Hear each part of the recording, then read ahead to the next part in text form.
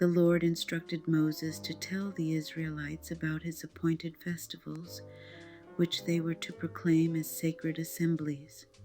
These festivals included the Sabbath, the Passover, the festival of unleavened bread, the offering of first fruits, the festival of weeks, the Day of Atonement, and the festival of tabernacles. The Sabbath was a day of Sabbath rest, with 6 days for work. The festival of unleavened bread began on the 15th day of the first month, and for 7 days the Israelites were required to eat bread made without yeast. On the first day they held a sacred assembly and did no regular work. For 7 days they presented a food offering to the Lord. On the 7th day they held a sacred assembly and did no regular work. The Lord instructed Moses to bring a sheaf of the first grain they harvested to the priest, who would wave it before the Lord.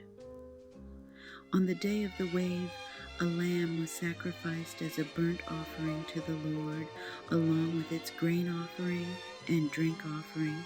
This was a lasting ordinance for generations to come.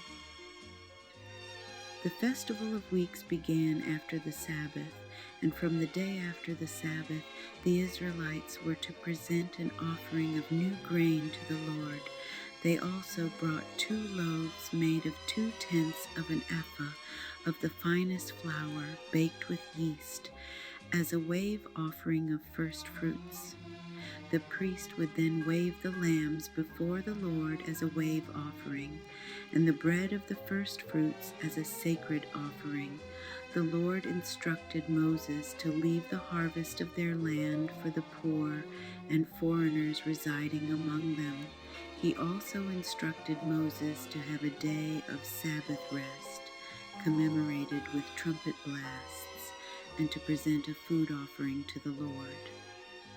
The Day of Atonement was the 10th day of the 7th month, and the Israelites were to hold a sacred assembly and deny themselves.